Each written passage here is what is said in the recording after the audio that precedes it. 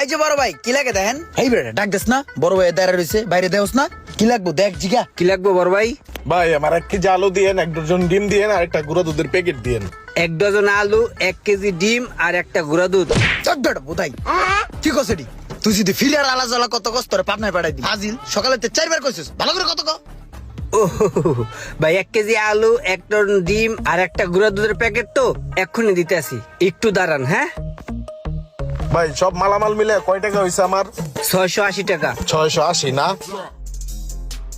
680 তো বিল হইলো, কিন্তু আমার কাছে তো খুচরা নাই আর।